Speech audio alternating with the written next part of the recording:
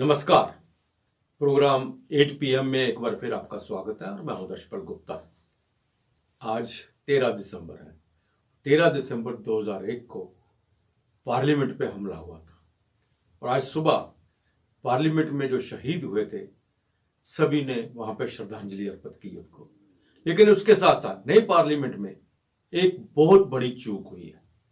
Parliament के अंदर दो लड़के दर्शक गैलरी से जो थे वहां से कूद के संसद के बीच में चले गए और उनको पकड़ने के लिए सांसदों ने पूरा जोर लगाया। उन्हें वहां पे कुछ स्मोक था, येलो स्मोक, वो भी फैलाया गया।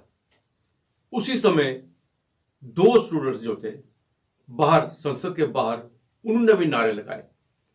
जांच हो रही है, क्या कारण है, क्या नारे लगाए जा रहे हैं, किस कारण वो आए, क्या मकसद था, इनके पीछे कौन था। लेकिन सबसे बड़ी बात है कि सुरक्षा की चूक, किस तरह से वो ये सामान लेके, चाहे वो अपने जूतों में छुपाया हुआ था, स्मोक का जो था, या किसी तरह से लेके वो किस तरह से संसद के अंदर चले गए और गैलरी से वो किस तरह से नीचे कूद गए। ये बड़ी एक अजीब सी बात है कि यहां पे इतनी बड़ी सुरक्षा है, जबकि एक बार एक इतना बड़ा हादसा हो चुका है पार्लियामेंट में और आज ही के दिन हुआ था और आज ही के दिन सुरक्षा में चूक की गई। ये तो सौभाग्य है कि कोई घातक हथियार उनके पास नहीं था, नहीं तो ना जाने क्या वहां पे हो जाता। हालांकि अभी तक ये बात सामने नहीं आई है कि उनका मकसद क्या था, उनके पास जो कुछ था उनसे वो क्या कहना चाहते हैं। पुलिस ने उन्हें पकड़ लिया है, उन्हें पकड़ के ले गए हैं, छानबीन कर रही है। लेकिन इसके कारण सांसद भी परेशान है, वो डरे हुए थे, वो कह रहे थे कभी भी कहीं भी कुछ हो सकता था उस वक्त। अब सुरक्षा के नाम पे जो भी दर्शक गैलरी जो है उनके जो पासेस बंद कर दिए हैं इन्होंने, कोई नहीं जा सकता वहां पे और ना ही जितने भी उनके PA वगैरह हैं वो भी अब नहीं जाएंगे पार्लियामेंट के अंदर। मतलब वो रोकथाम इन्होंने कर दी है, लेकिन सुरक्षा का इंतजाम नहीं किया गया। ये तो कोई एक मतलब हल नहीं ना कि आप किसी को अंदर जाने ही मत दो। बनाया किस लिए है? वो प्रेस गैलरी है, पब्लिक गैलरी है, सब चीजें हैं वहां पे। अगर जाना ही नहीं है तो अगर आपने इतना सुंदर, इतना फर्स्ट क्लास पार्लियामेंट बनाया है, भवन को तैयार किया गया है, तो उसके सुरक्षा के इंतजाम भी तो वैसे होने चाहिए ना। ये पहला एक किस्सा है कि जब किसी ने पब्लिक गैलरी से कूद कर पार्लियामेंट के अंदर, संसद के अंदर चले गए हों और वहां पे जाके उन्होंने वहां पे जो भी स्मोक था वो फैलाया। वो जहरीला भी हो सकता था, लेकिन अभी तक जिस तरह से लोकसभा के स्पीकर ने कहा है कि इसमें कोई खतरनाक चीज नहीं थी, लेकिन कुछ भी हो सकता था। आज जम्मू कश्मीर में जर्नलिस्टों के लिए एक बहुत बड़ी दुख भरी खबर है कि बहुत ही होनहार हमारे साथी राजेश विद्यार्थी, उनका हरियाणा में ट्रेन एक्सीडेंट हुआ था, PGI ले गए, लेकिन रास्ते में ही वो दम तोड़ गए। एक बहुत बड़े पत्रकार और एक नेक इंसान हमने आज खो दिया है। PP न्यूज़ लाइन की ओर से हम भगवान से यही प्रार्थना करते हैं कि भगवान उनकी आत्मा को शांति दे और उनके परिवार को ये सहने की क्षमता दे। आइए अब नजर डालते हैं आज के समाचारों पर। लोकसभा की सुरक्षा में बड़ी चूक का मामला सामने आया है। रिपोर्ट के मुताबिक बुधवार को संसद पर हमले की बरसी के दिन वहां सुरक्षा में बड़ी चूक का मामला सामने आया। हुआ यूं कि बुधवार को लोकसभा की कार्यवाही के दौरान दर्शक दीर्घा से दो शख्स नीचे कूद गए। सांसदों ने दोनों शख्स को घेर लिया। लोकसभा की सुरक्षा में लगे मार्शल भी तुरंत दौड़कर आए और दोनों को पकड़ लिया।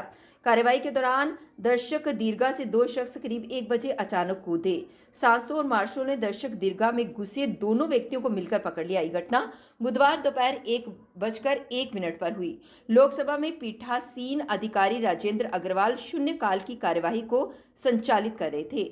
मालदा उत्तर से भाजपा सांसद खगेन मुर्मू अपनी बात रख रहे थे, तभी दो शख्स दर्शक दीर्घा से नीचे कूद गए।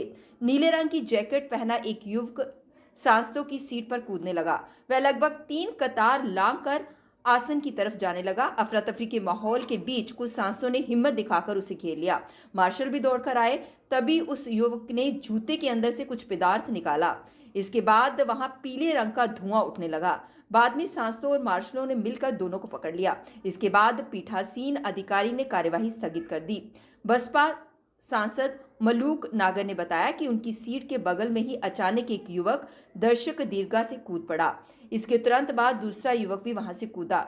जब सांसदों ने एक युवक को घेर लिया तो उसने जूते से कोई चीज निकाली जिससे धुआं उठने लगा। दोनों युवक तानाशाही नहीं चलेगी नारा लगा रहे थे। पीठासीन अधिकारी राजेंद्र अग्रवाल ने बाद में मीडिया को बताया कि एक व्यक्ति गैलरी से कूदा तो लगा शायद वह नीचे गिर गया है। तभी दूसरे व्यक्ति को दर्शक दीर्घा से कूदते देखा। इनमें से एक के हाथ में कुछ था जिसमें पीले रंग का धुआं निकल रहा था, जबकि दूसरे के हाथ में कुछ था जिसमें पिट पिट की आवाज आ रही थी। वे कुछ नुकसान नहीं कर पाए, उन्हें तुरंत काबू में कर लिया गया। हालांकि उनका दर्शक दीर्घा से कूदना गंभीर विषय है। यह संसद की सुरक्षा में बड़ी चूक है। जांच होगी और कार्यवाही भी होगी। संसद पर आतंकी हमले की बरसी भी आज ही है, यानी कि 13 दिसंबर 2001 को आतंकियों ने पुराने संसद भवन पर आतंकी हमला किया था। घटना के बाद कुछ सांसदों ने संसद में इस घटना को सुरक्षा में बड़ी चूक बताते हुए सरकार से गंभीरता से कार्यवाही करने की अपील की। शिवसेना और बसपा सांसदों के अलावा कई और सांसदों ने भी संसद में हुई घटना की कड़ी निंदा की। ट्रांसपोर्ट भवन के बाहर संसद भवन के गेट के पास भी 2 लोग आतिशबाजी करते हुए प्रदर्शन कर रहे थे।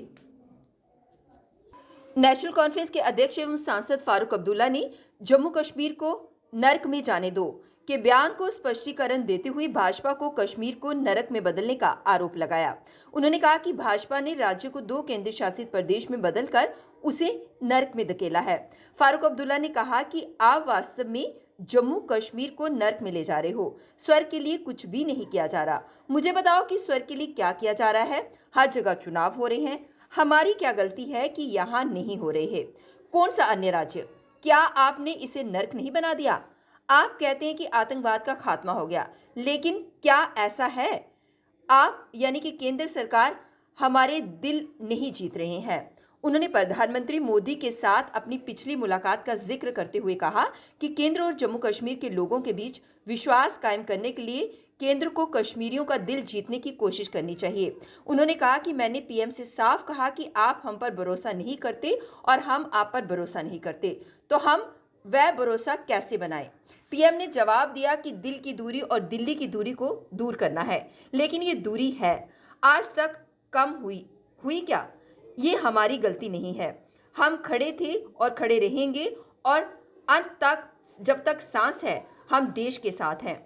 हम किसी दूसरे देश के साथ खड़े नहीं होंगे, लेकिन कम से कम हमारा सम्मान करें, जीतने की कोशिश करें हमारे दिल। यही कारण है कि मैंने इन शब्दों का इस्तेमाल किया। मैं स्पष्ट कर रहा हूं, अगर केंद्र को नर्क से स्वर्ग बनाना है तो उन्हें लोगों को समझाना होगा। क्या कहना है किस बारे में? वही जम्मू कश्मीर जहन्नम में जाए और क्या करें? हाँ, जम्मू कश्मीर तो ले गए वहीं ले गए आप लोग। क्यों कर दिया? लोगों के दिल जीतने हैं। कैसे जीतोगे लोगों के दिल? जब ऐसे वैसी चीजें करो जिससे लोग आपसे और भी दूर जाए। हमारे साथ जम्मू कश्मीर के उपराज्यपाल ने कहा कि श्राइन बोर्ड यात्रियों को बेहतर तथा आधुनिक सुविधाएं देने के लिए प्रतिबद्ध है ताकि उनकी यात्रा आरामदायक तथा बिना किसी बाधा के पूरी हो। मां वैष्णो देवी के यात्रियों के लिए खुशखबरी है। अब भैरव घाटी के लिए रोपवे सुविधा की ऑनलाइन बुकिंग शुरू कर दी गई है। शुरू में 2000 यात्रियों की ऑनलाइन बुकिंग होगी, बाद में ये संख्या बढ़ाई जाएगी। भवन से पैसेंजर रोपवे की प्रति घंटा 800 लोगों को ले जाने व ले आने की क्षमता है। ये 8 से 10 घंटे तक संचालित होता है। उपराज्यपाल मनोज सिन्हा ने मंगलवार को इस सुविधा का शुभारंभ किया। उपराज्यपाल ने कहा कि श्राइन बोर्ड यात्रियों को बेहतर तथा आधुनिक सुविधाएं देने के लिए प्रतिबद्ध है ताकि उनकी यात्रा आरामदायक तथा बिना किसी बाधा के पूरी हो सके। रोपवे के टिकट ऑनलाइन पोर्टल के जरिए मिलेंगे। पहले ये सुविधा काउंटर से मिलती थी, अब ये आसानी से प्राप्त हो सकती है। इस सुविधा से न केवल यात्रियों को सहूलियत होगी बल्कि मां वैष्णो देवी श्राइन बोर्ड के खर्च में भी कमी आएगी। इस दौरान उपराज्यपाल को नए वैष्णो भवन, कंकरियाल में मेडिकल कॉलेज, ताराकोट से सांची छत तक पैसेंजर रोपवे सुविधा, सांची छत से सांची छत तक ट्रैक को चौड़ा करने तथा भैरव घाटी में नए लंगर सुविधा की प्रगति के बारे में बोर्ड के सीईओ अंशुल गर्ग ने जानकारी दी।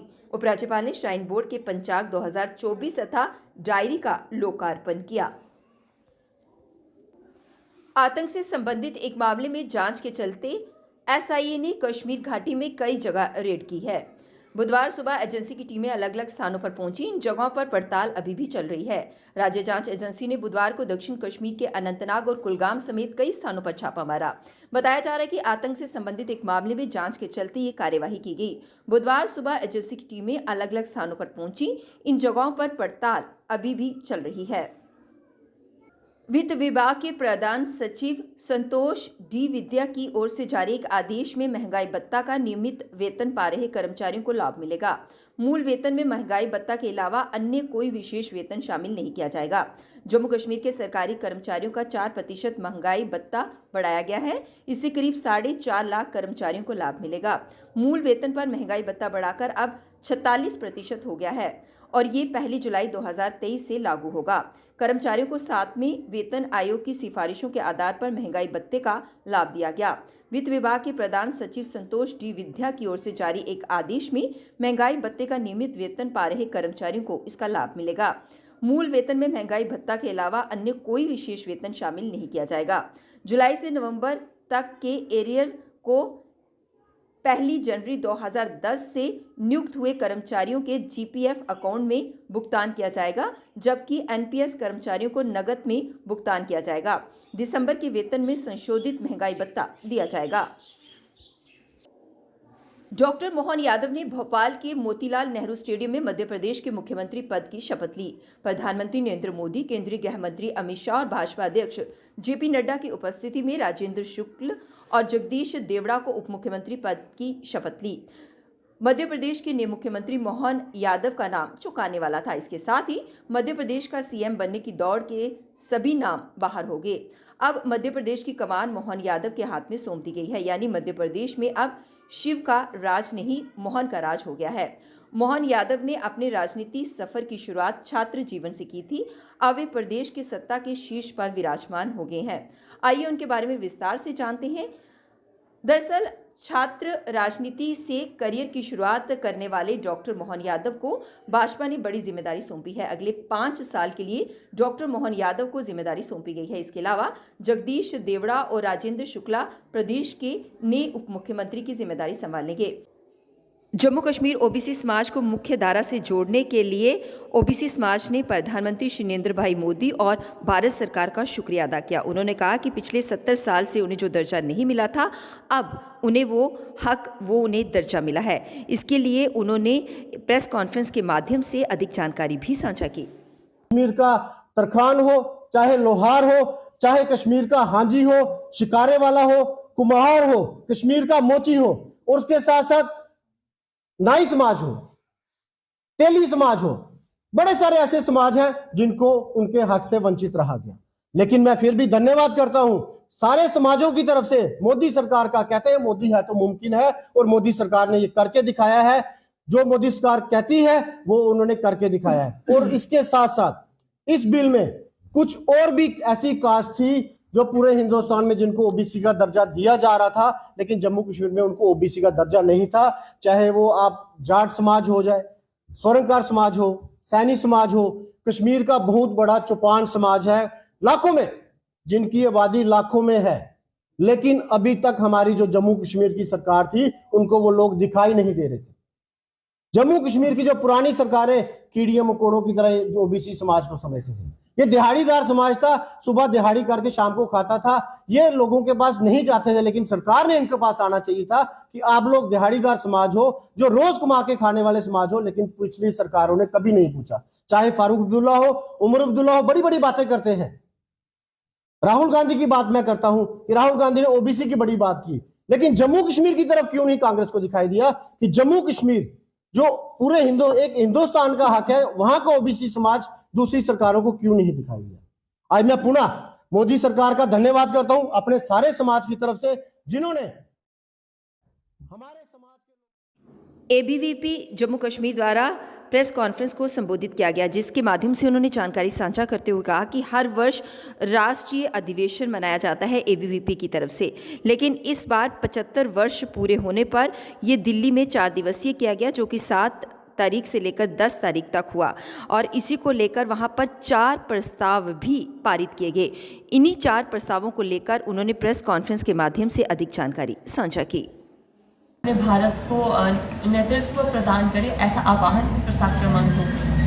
प्रस्ताव क्रमांक 3 की जब हम बात करते हैं, हम सबको पता है कि कोविड-19 ने हम सबको अपने हेल्थ के रिलेटेड चिंता में डाल दिया था। कोविड-19 महामारी से हम सबको ध्यान में आया कि हमें अगर अब कार्य करना है तो हमें अपनी सेहत का भी साथ साथ ध्यान रखना है। इसी विषय को ध्यान में रखते हुए विद्यार्थी परिषद ने युवाओं की, स्टूडेंट्स की हेल्थ की चिंता करते हुए उन्हें योग एवं आयुर्वेद के माध्यम से अपने आप को स्वस्थ रखते हुए देश का नेतृत्व करने के लिए जो है आह्वान किया।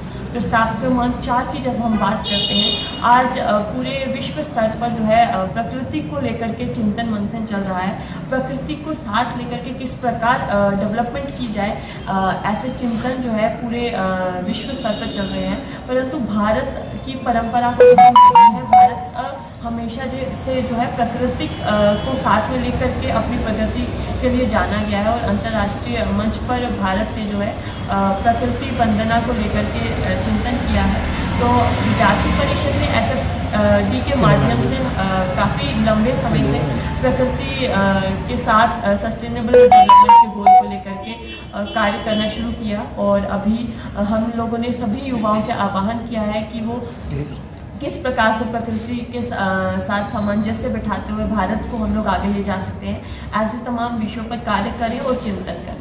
और इस अधिवेशन की विशेष बात ये है कि ये अधिवेशन अमृत महोत्सवी अधिवेशन था और इस अधिवेशन में अपने भारत के गृह मंत्री अमित शाह जी विशेष रूप से इनॉग्रल सेशन में उपस्थित रहे। उन्होंने युवाओं को, उन्होंने विद्यार्थियों को राष्ट्र फायर एंड इमरजेंसी एस्पिरेंट्स आज सड़कों पर उतरे और इस दौरान उन्होंने बीजेपी का बॉयकॉट किया। इसके दौरान पुलिस और एस्पिरेंट्स के बीच काफ़ी धक्का मुक्की भी हुई। आइए आपको साफ तस्वीरें दिखाते हैं पीपी न्यूज़ लाइन के माध्यम से, क्योंकि वहां पर हमारे रिपोर्टर रुपेश राज पहुंच चुके हैं और हम देखते हैं कि किस तरह से पुलिस और एस्पिरेंट्स के बीच लगातार धक्का मुक्की हो रही है और पूरी तरह से ये लोग बीजेपी का बॉयकॉट करते हुए नजर आ रहे हैं। इनके दोस्त हैं जिनके साथ एमजी साहब और आरके गोयल साहब के रिलेशन है, किनको बचा रहे हैं, किनको शेल्टर करने का काम करते हैं। इंसाफ मांगा, हम इनसे फिर ट्रांसपेरेंट लिस्ट मांगी थी, हमने इनसे कोई नौकरियां नहीं मांगी थी, हमने इनसे कोई कुछ नहीं मांगा था, हमने फिर ट्रांसपेरेंट लिस्ट मांगी थी। हमने कहा था एक स्कैम हुआ है जिसमें नेपोटिज्म करप्शन आई है, हमें एक ट्रांसपेरेंट लिस्ट दीजिए। हमने उनसे कुछ नहीं मांगा था, लेकिन उस लिस्ट को मांगने के चक्कर में हमें 3 साल हो गए पुलिस के डंडे खाते हुए। पुलिस में मार रही है, दबा रही है, क्यों? क्योंकि हम अपने हक के इंसाफ बात नहीं करनी थी। कि हम लोग जो है कितना वेट करेंगे। 2013 से ये भर्ती प्रक्रिया शुरू हुई है, जिसमें हम लोगों ने जो है 3 बार यहाँ पे एग्जाम दिया, 2 बार फिजिकल दिया। हर बार यहाँ पे हम लोग एग्जाम देते जाते हैं और ये करप्शन पे करप्शन करे जाते हैं और हर बार हमें ही यहाँ पे जो है बताना पड़ता है सरकार को कि इसमें घोटाला है। 2020 में यहाँ पे स्पष्ट चरणों में दिखाई देता है कि यहाँ पे 100% धांधली है। हर एक विटनेस हमने सामने लाया, पूरी धांधली प्रूफ कर दी हमने। उसके बाद जब हम गवर्नर साहब से मिलते हैं, उन्होंने सभी प्रूफ को देखते हुए एक कमेटी तो बना दी, जिसका टाइम पीरियड था 1 मंथ का, जो कि कमेटी बनाई जाती है 12 दिसंबर को, जिसका टाइम पीरियड था 12 जनवरी तक। लेकिन आज 1 महीने के बजाय 1 साल कंप्लीट होने बजा रहा है, लेकिन कमेटी अपनी रिपोर्ट सबमिट नहीं करवा रही। हम जानना चाहते हैं किसको शील्ड किया जा रहा है, किससे बचा रही है सरकार इनको। मुझे ये समझ नहीं आता कि आज प्रशासन बड़े बड़े मंचों पर जाके एक ही बात करती है कि 30,000 नौकरी दी गई है। किसको दी गई है 30,000 नौकरी? सबकी सब तो करप्शन की भेंट है। और अगर हम बात करें आने वाले दिनों में सबकी तरफ से सिर्फ आश्वासन मिलते हैं। अगर भाजपा की तरफ से ले दीजिए कि हर बार हम जब भी उनसे मिलने गए, हमसे मिलने के लिए कोई नहीं आया। हम यहाँ पे इंटरस्टेट गैंग, हाईवे रॉबर्स व अन्य 5 को गिरफ्तार करते हुए जेके पुलिस ने एक बार फिर साहस का परिचय दिया है। इसी को लेकर आईजी आनंद व अन्य वरिष्ठ अधिकारियों ने इन बहादुर पुलिसकर्मियों को सम्मानित किया। कल 8 बजे फिर आपसे भेंट होगी, तब तक इजाजत दीजिए। नमस्कार।